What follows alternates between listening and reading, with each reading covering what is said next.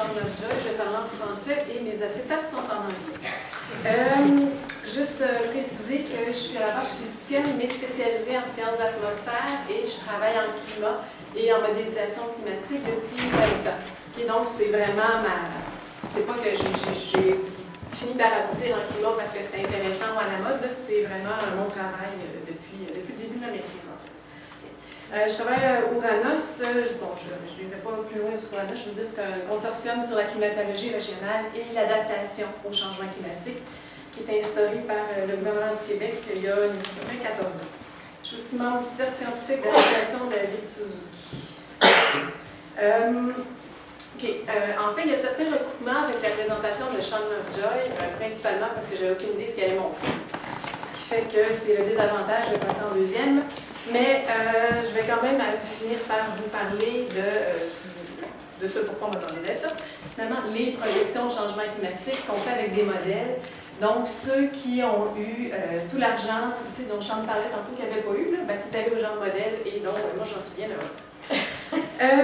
Donc, je vais passer à travers les points suivants. Comment on sait qu'il y a un réchauffement, comment on sait que c'est anthropique, où l'énergie supplémentaire s'en va-t-elle, est-ce qu'il y a un consensus, etc., les impacts sur le Québec. Donc, je vais commencer par une figure qui vous montre une anomalie de température. Une anomalie, ce n'est pas une température anormale, c'est une différence par rapport à une moyenne.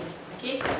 Ici, sur la figure, on voit, quand c'est bleu, okay, ça veut dire que la moyenne des températures de l'hiver dernier, donc décembre, janvier, février, ça veut dire que c'est plus froid que la température normale. Quand c'est rouge, ça veut dire que c'est plus chaud. Okay? Donc, si on regarde ça, on peut dire, ah bon, ça, un peu comme ce que Sean disait tout à l'heure, le réchauffement s'est arrêté, il fait froid. Okay? Sauf que si on regarde une question spatiale, c'est pour les mêmes mois, mais à ce moment-ci, c'est une représentation sur le globe. Et vous voyez qu'à peu près la seule place sur la planète où il fait plus froid que la normale, ben, c'était chez nous. Okay? Moi, j'aime beaucoup l'hiver, ça ne me dérange pas du tout, j'adore ça, c'est parfait. Mais on ne peut pas donc se fier à un signal de changement de température qui est sur un petit domaine. Okay? Le climat, c'est quelque chose qui se fait à grande échelle. Et c'est la même chose également quand on parle au point de vue temporel. Okay? Ce que vous voyez ici en haut, donc c'est encore une fois une anomalie de température, donc on change par rapport à la moyenne. Est-ce que vous voyez les flèches? Bon, ok, c'est bon. Donc, ça part de 1850 et ça va jusqu'en 2010. Ici, ce sont donc les observations de température, et donc on voit évidemment le réchauffement qui est plus prononcé à la fin du siècle dernier. Et les différentes couleurs, c'est différentes séries d'observations. Donc, c'est des choses qui ont été vraiment observées. Okay? Mais on voit aussi donc qu'il y a des années plus chaudes, des années plus froides, qui font partie de la variabilité naturelle, qui sont tout à fait normales. Et ce qu'on voit aussi, qu'il y a des périodes, par exemple, où il y a des réchauffements plus prononcés ou moins prononcés. Bon, je pourrais vous expliquer en détail pourquoi, là, mais on va plutôt passer à la figure du bas.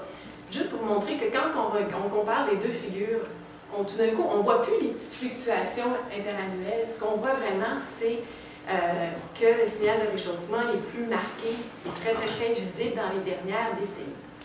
Selon l'Organisation mondiale de la météo, une période minimale pour faire du climat, c'est 30 ans. Okay? Et 30 ans, je peux vous dire, c'est court. Okay? Donc, quand on parle de climat, on ne regarde pas l'hiver dernier, on ne regarde pas les 5 dernières années, on ne regarde pas les 10 dernières années, on regarde au moins les 30 dernières années. Okay? Et c'est à ce moment-là qu'on peut voir vraiment un signal de changement qui est très prononcé. Okay? Donc, comment on sait qu'il y a un réchauffement? Je vais vous montrer un petit peu dans les observations. Il y a plein de signes dans la nature qui nous le confirment.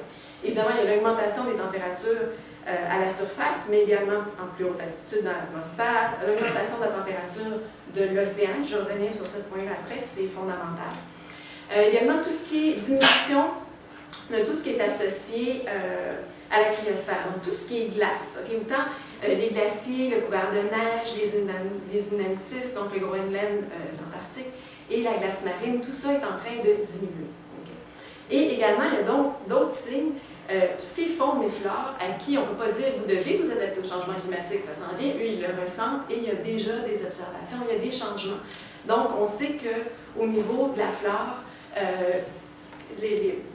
ce qu'on entend dans l'hémisphère nord, là, il y a un changement, il y a un déplacement de la flore qui va vers le nord ou qui monte dans les montagnes. Okay? Donc, ça va dans des endroits qui seraient normalement plus froids. Et également, au niveau des espèces animales, je vais en reparler également à la fin de la présentation, quand je vais vous donner des exemples déjà des impacts des changements climatiques au Québec, au niveau des espèces donc, qui viennent du sud et qui maintenant peuvent survivre à notre climat au Québec. Bon, comment on sait que c'est causé par les humains? Il y a plusieurs façons d'aborder le problème. Moi, j'aime bien, évidemment, regarder des preuves un peu plus scientifiques. Et donc, ici, vous voyez plein d'exemples sur la figure, mais une que j'aime bien, en fait, c'est simplement la signature isotopique du carbone. Le carbone qui vient des combustibles fossiles, c'est un très vieux carbone. Ça fait des millions d'années qu'il circule dans la Terre. Et donc, le poids du carbone, la signature, l'atome de carbone est différent quand il vient d'un combustible fossile que quand il vient d'une autre source. Okay? Et en fait, on augmente, il y a des observations qui montrent qu'il y a de plus en plus de carbone qui provient des combustibles fossiles dans l'air, dans les coraux, un peu partout, tout ce qui est construit à base de carbone. Donc, on retrouve vraiment la signature du combustible fossile. Également, une chose très simple pour dire que c'est comme quoi c'est pas le soleil. Si c'était donc à cause du soleil, ce qui se réchaufferait le plus, c'est quand le soleil est là, okay? Donc de jour et en été. Or, ce qui se réchauffe le plus, ce sont les nuits et les hivers. Okay? Donc juste simplement ça, c'est bon. Et il y a également d'autres façons de s'assurer que ça provient, donc c'est un réchauffement qui est anthropique, mais je n'entrerai pas non plus dans les détails. Bon, donc, Jean a montré une figure sur l'effet de serre, je vais quand même en montrer une également, juste pour vous expliquer un petit peu c'est quoi. Notre principale source d'énergie, évidemment, sur la Terre, c'est le Soleil. Et le Soleil émet dans le visible, c'est ce qu'on voit. Et donc, toute la chaleur qui vient du visible, toute l'énergie, elle passe à travers l'atmosphère. Okay? L'atmosphère est à peu près transparente, donc elle ne réagit pas à ces longueurs d'onde. Ça va réchauffer la Terre, qui à son tour va émettre au niveau de l'infrarouge. Mais quand ça émet au niveau de l'infrarouge, pas tous les gaz, il y a plein de gaz dans l'atmosphère dont les molécules vont réagir différemment, vont réagir à l'infrarouge. Donc, ça va les exciter, ça va les brasser un peu. Et à ce moment-là, ils vont absorber l'énergie et la réémettre. Ils vont en réémettre donc vers l'espace, mais également vers la surface. Et donc, il y a un surplus d'énergie qui revient à la surface. Et cet effet-là, donc, c'est un effet qui est naturel et on est très content qu'il y ait l'effet de serre parce que s'il n'y avait pas d'effet de serre, la température moyenne sur le globe serait d'environ 33 degrés plus froide. Okay? Donc, en moyenne, au lieu de faire 15 sur la Terre, il ferait moins 18. Bon, j'ai l'hiver, mais il y a des limites. Fait que, c'est un phénomène naturel, il y en a ici, il y en a sur d'autres planètes. Et également, donc, c'est pas particulier à la Terre. La différence, c'est que plus on augmente les nombres de particules, le nombre d'atomes de gaz ici qui peuvent réagir à l'infrarouge, bien, plus simplement, on fait en sorte qu'ils absorbent plus d'énergie et qu'ils empêchent donc cette énergie-là de s'en aller vers l'espace. Le principal gaz à effet de serre, c'est la vapeur d'eau. Si on compte la vapeur d'eau et les nuages, ça compte à peu près 75 de l'effet de serre. Mais la vapeur d'eau a une particularité, c'est qu'elle ne peut pas s'accumuler dans l'atmosphère. Okay? Parce que plus il y a de vapeur d'eau, il va y avoir des gouttelettes qui vont finir par être grosses et ça va tomber sous forme de pluie, qui vont être évaporées, etc. Donc, il y a le cycle hydrologique qui est très rapide. Okay? Contrairement donc au CO2, qui compose donc 20 de l'effet de serre, et tous les autres gaz, y compris le méthane, qui est très à la mode, c'est 5 de l'effet de serre.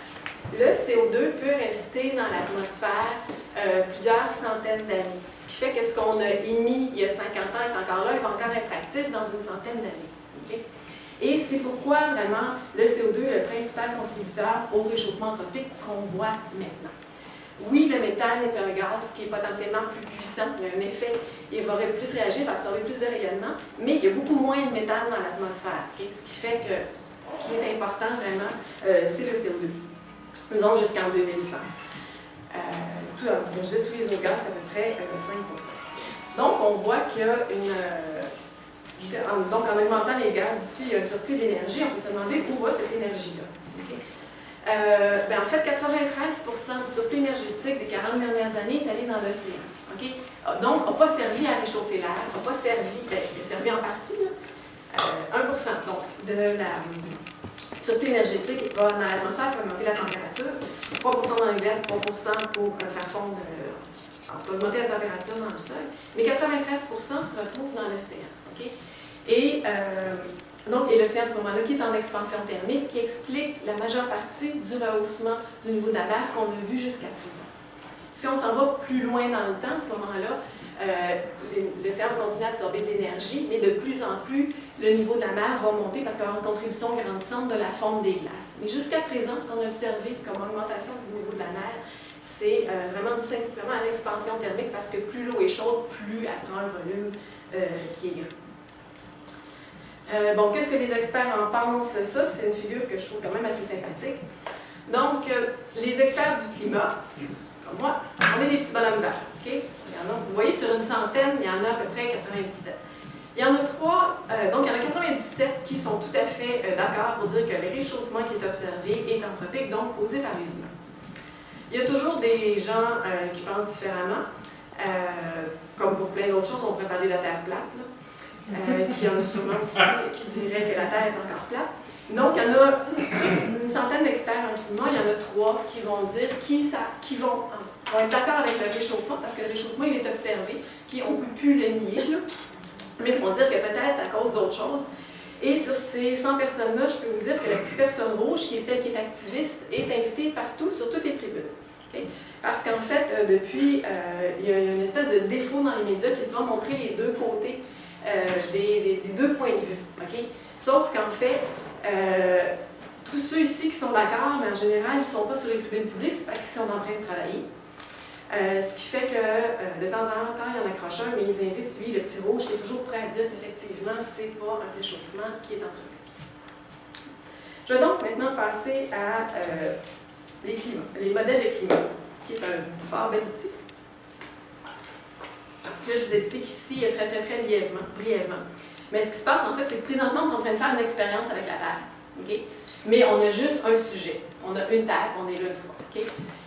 Donc, pour essayer de répéter cette expérience-là, ce qu'on fait, c'est qu'on a bâti un outil informatique, c'est immense, c'est monstrueux comme programme informatique, qui est de manière à représenter le système climatique dans son ensemble. Et on fonctionne avec des petites boîtes. Comme vous pouvez vous imaginer que vous êtes en train de construire une Terre en Lego. Okay? Puis dans chaque petite boîte, vous représentez en fait tout ce qui se passe au niveau du climat. Donc, tout ce qui est nuages, radiation, continent, fonte des glaces, échanges thermiques, etc., tout ce qui peut vous venir en tête, va être représenté dans le modèle. Et à ce moment-là, c'est quelque chose qu'on fait rouler sur des super ordinateurs complètement déments, qui donnent et qui génèrent une quantité astronomique de données. Les modèles, donc, ont commencé à être développés dans les années 60, au départ par la communauté de physiciens qui travaillaient en sciences d'atmosphère, qu'elle fait partie. Mais je n'étais pas là en 60. C'est ça. Donc, qui ont commencé à développer les modèles atmosphériques et parallèlement, les océanographes ont commencé à développer les modèles océaniques. Pendant 20 ans, il y a du développement qui s'est fait et au début des années 80, donc, on a couplé ces deux modèles-là de manière à avoir une représentation plus réaliste du système climatique. Et tranquillement, vous voyez, il y a différentes composantes qui se sont ajoutées sur la glace marine, sur les aérosols, sur la végétation interactive, le cycle du carbone, les inansis, les écosystèmes marins, etc. Donc, maintenant, on est rendu avec des objets informatiques extrêmement complexes, extrêmement puissants, qui représentent, avec un nombre de détails assez impressionnant, le système climatique terrestre. Pour vous donner une idée un peu plus visuelle, au début des années 70, ce qu'il y avait dans les modèles, ça ressemblait à ça. Donc, il y avait du soleil, donc il y avait la radiation, il y avait du CO2 et il y avait de la pluie. Mais quand on voit à droite ce que les modèles incluent maintenant, vous pouvez voir qu'il y a vraiment une évolution très, très importante entre les deux. Donc, maintenant, il va y avoir des représentations, évidemment, de tous les océans, de la glace. En premier, il y a simplement de la topographie, alors que vous voyez ici, c'était plat, c'était la Terre plate. Elle revient. Donc, vous voyez ici, il y a de la topographie, la glace, il y a les échanges avec la végétation, il y a évidemment tout ce qui est côté pollution, dans le sens émissions de gaz à effet de serre, les différentes sortes de nuages, toutes les interactions. Donc, qui se retrouvent représentés dans les modèles. Et ils se retrouvent représentés dans les modèles par des équations mathématiques. Okay? Donc, pour chaque petite chose à laquelle vous allez penser, là, et quand je parle de nouveaux détails, c'est que par exemple, au niveau de la végétation, il peut y avoir différents types de végétation. et même la manière dont les stomates des plantes vont s'ouvrir ou se fermer en fonction de la température et de l'humidité vont être représentés par des équations qui vont être résolues dans le modèle. C'est pour ça que c'est quelque chose de gros. Au niveau de la représentation spatiale, on voit au début, les modèles, c'est quelque chose de plus grossier. En fait, chaque petit carré mesurait à peu près 500 km par 500 km de côté. Maintenant, on est rendu plus avec 100 km par 100 km de côté. Donc, sur la terre présentant un bloc Lego, chaque petite tuile va être par 100 par 100 km. Donc, qu'est-ce qui nous attend? Comment fonctionnent dans les modèles? En fait, les modèles sont comme indépendants. On part le programme, puis ils vont faire le climat tout seul. En fait, ce qu'ils font, c'est qu'ils vont nous donner des résultats comme régulièrement. Oubliez ça, je ne veux pas rentrer dans ce détail-là. Donc, tout ce qu'on a en fait de besoin de donner au modèle, c'est les émissions ou les concentrations de gaz à effet de serre. Et simplement en changeant ces concentrations-là, les modèles vont faire en sorte d'intégrer ces concentrations-là et donc de changer le climat, simplement parce que la radiation va être différente.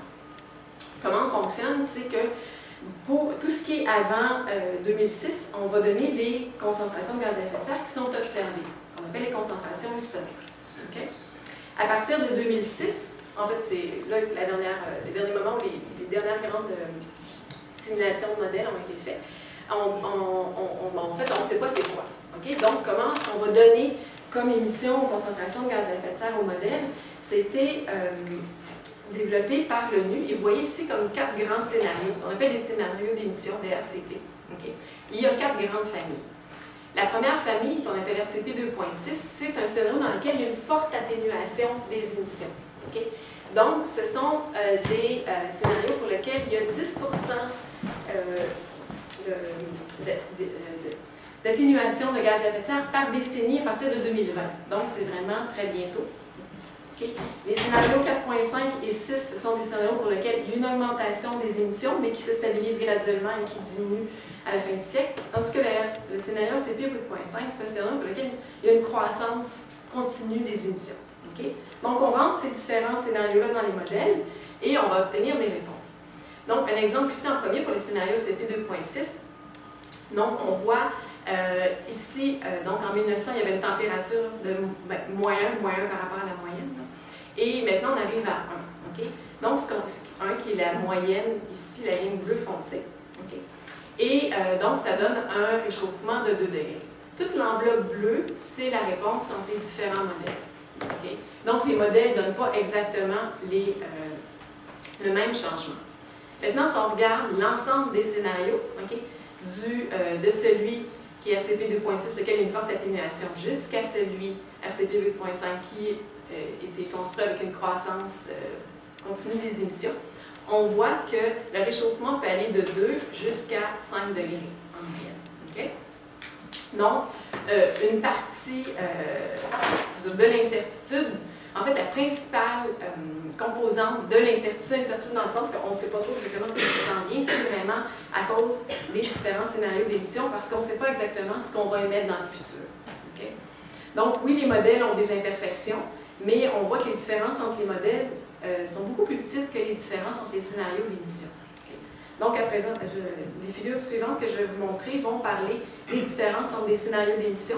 Et les deux scénarios que j'ai choisis, c'est le RCP 8.5, celui avec la croissance la plus maximale, qui donne le réchauffement le plus fort, et le scénario 4.5, qui est donc un scénario relativement optimiste, mais pour lequel il y a quand même encore de l'espoir.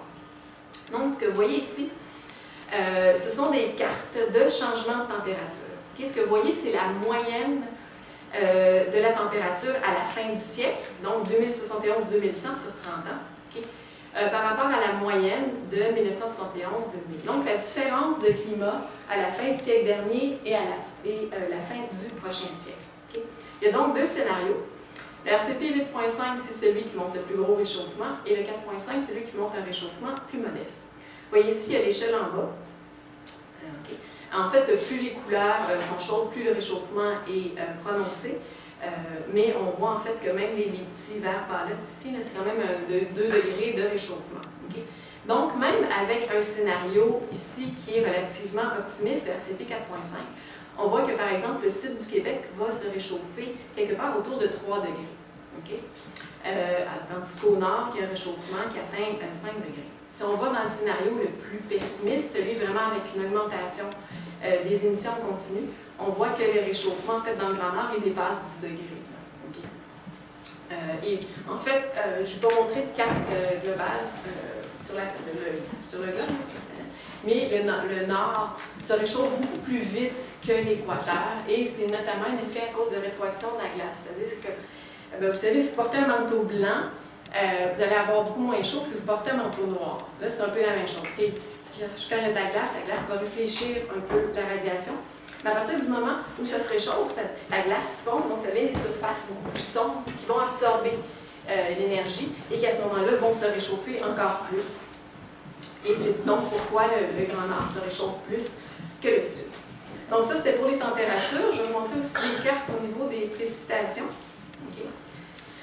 Donc, encore une fois, les deux mêmes scénarios, scénario CP 8.5 et scénario CP 4.5. Donc, optimiste, mais quand même faisable, et RCP 8.5 avec croissance des émissions.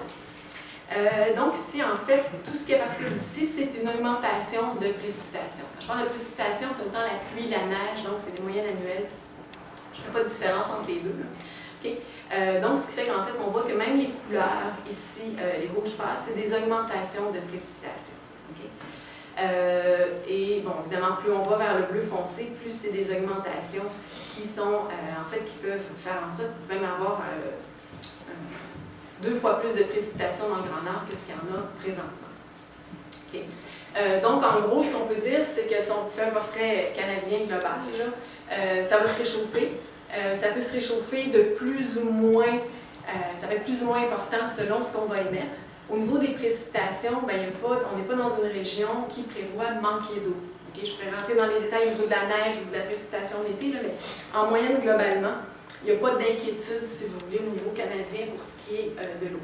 Pour ce qui est de certaines régions, en fait, ce qu'on s'aperçoit au niveau du globe, c'est qu'une intensification du cycle hydrologique. Et en fait, les régions qui reçoivent déjà beaucoup d'eau vont en recevoir plus, tandis que les régions qui sont déjà plus arides vont souffrir d'un déficit de précipitation. Okay? Donc, au niveau mondial, c'est vraiment un problème extrêmement important, tandis qu'au niveau canadien, c'est moins important. Maintenant, je vais juste vous montrer quelques impacts qui sont déjà observés au Québec. Okay? Je ne parle pas de choses qui s'en viennent, je parle de choses qu'on observe déjà. Bon, j'ai mis printemps hâtif, mais on aurait pu mettre hiver tardif. En fait, c'est que globalement, depuis une trentaine d'années, on a perdu à peu près 3 semaines. Okay? 3 semaines d'hiver. Quand on définit l'hiver, évidemment, pas en fonction du 21 décembre ou 21 mars, mais en fonction de la température. Okay? Donc, on a déjà perdu du temps. Évidemment, d'ici la fin du siècle, on va perdre encore plusieurs autres semaines. Il y a, par exemple, au niveau de l'érosion côtière. En fait, ce qui se passe, c'est que les glaces qui sont sur le fleuve protègent les côtes des tempêtes hivernales, qui sont les plus importantes. Et plus ces glaces-là fondent, ce qu'on observe déjà, plus en fait les tempêtes qui arrivent en hiver frappent directement les côtes. Et donc, on voit vraiment une augmentation de l'érosion côtière tout le long du Saint-Laurent, sur la côte nord et en Gaspésie. Également, évidemment, diminution de la glace et de la neige, fond du berger du sol dans le Grand Nord, c'est quelque chose qui est déjà observé, qui est vraiment un problème parce qu'il y a beaucoup des infrastructures dans le Nord qui sont construites sur le berger du sol. Et évidemment, si le berger du sol fond, mais ces structures-là deviennent instables et donc déjà, il y a des problèmes. Le ministère des Transports, en fait, est très, très, très impliqué dans toutes les communautés du Grand Nord pour essayer de voir qu'est-ce qu'on peut faire rapido presto pour régler ce problème-là. Également, il y a tout ce qui est au niveau de la biodiversité. On peut parler le mot français m'échappe, en tout cas des bestioles nuisibles, excusez. Je ne sais pas le mot bestiole que je cherchais, mais c'est pas grave. Donc, qui évidemment maintenant, le fait que les hivers sont de moins en moins merci, c'est le mot que je cherchais, rigoureux. Donc, ils peuvent survivre, en fait, aux hivers, et c'est donc des choses qui sont déjà observées.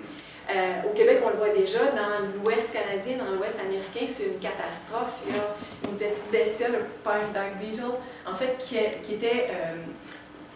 grâce aux hivers, eux, n'arrivaient pas à devenir vraiment, à faire de gros ravages.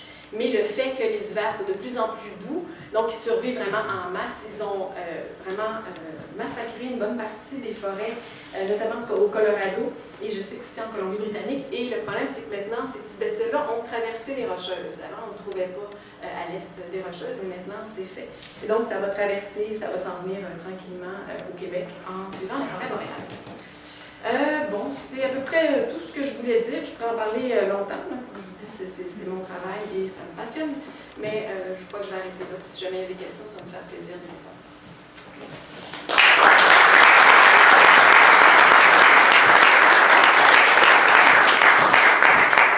Merci beaucoup, Dominique, pour la présentation. On a du temps pour des questions. Est-ce que des gens... Monsieur? You have rightly been discussing climate change from a global perspective. Yep. But at the moment, unfortunately, the southern hemispheres are being far more impacted than the northern hemispheres, who are causing the problems.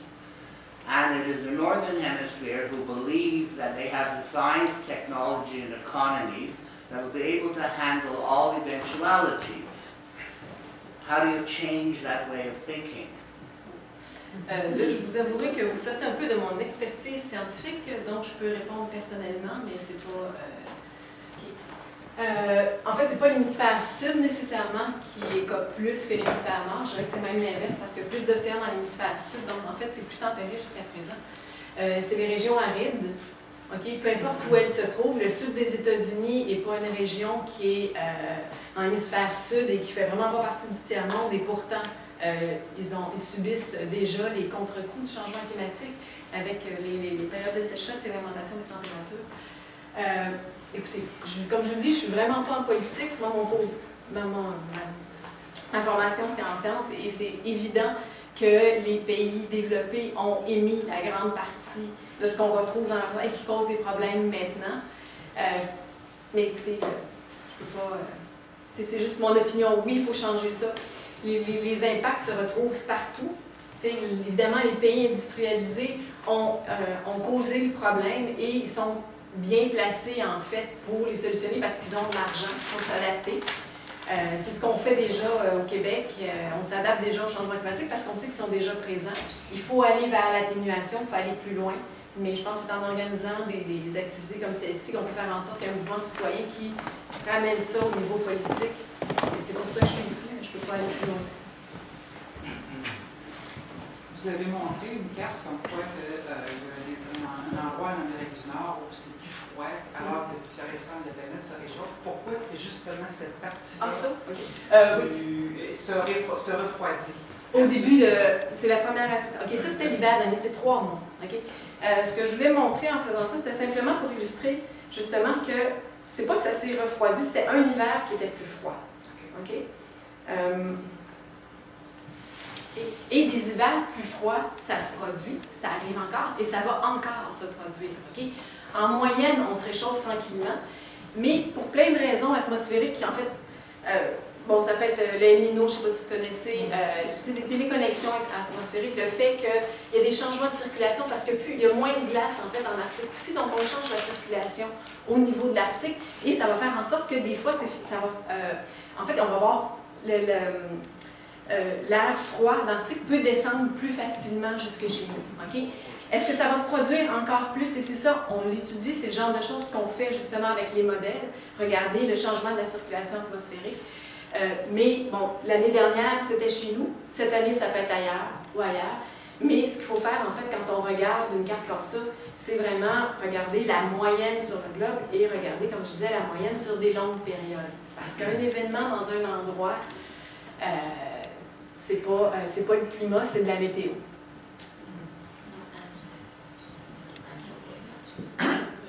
J'avais déjà lu, malheureusement, je me souviens pas où, que par rapport aux prévisions faites dans le passé, la réalité a montré que ça s'était réalisé ou même ça avait été pire que ce que les prévisions avaient prévu.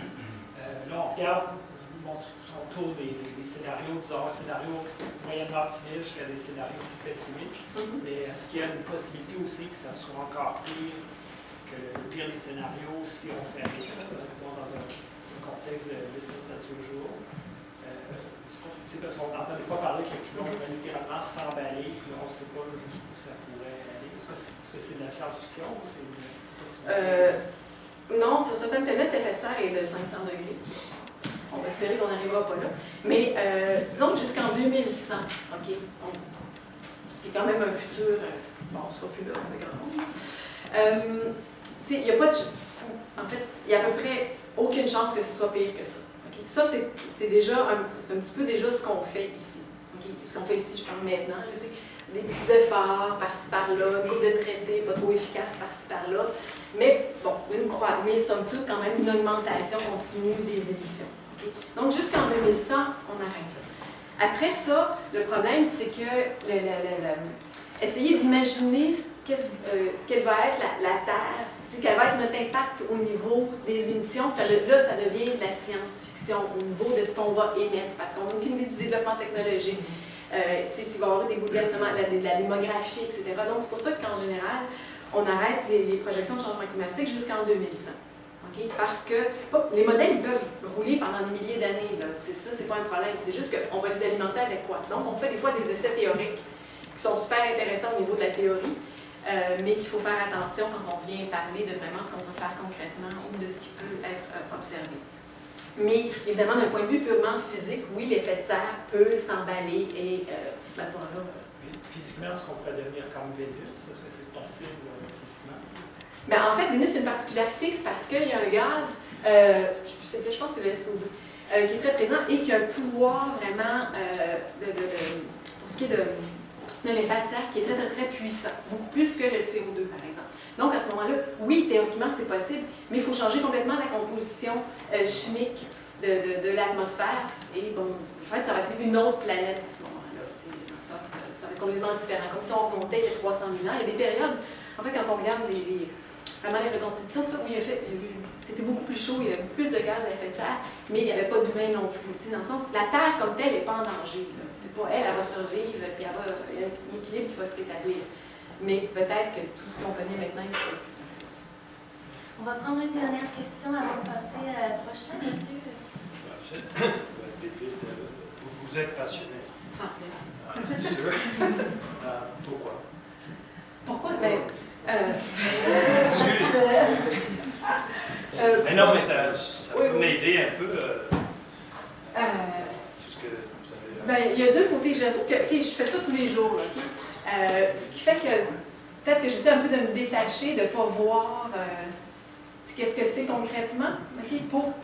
Mais c'est un beau problème. Physiquement, c'est un problème qui est fascinant. Okay? Il y avait plein de ramifications qui touchent. Ça touche tous les changements climatiques. Okay? Il n'y a pas rien qu'on peut trouver, je pense, qui ne sera pas affecté par ça. Okay? Donc ça, c'est fascinant, mais aussi, bon, c'est ça. Mais c'est des fois un peu décourageant aussi. Fait, vous voyez, des fois, je suis super enthousiaste, comme si c'était vraiment le fun, mais en fait, c'est une catastrophe. Là. Mais c'est peut-être une manière aussi de rester un peu détaché. Regardez votre objectivité aussi dans votre travail. Oui, ça, oui. Sinon, ça deviendrait pour nous. Ah oui, non, ça,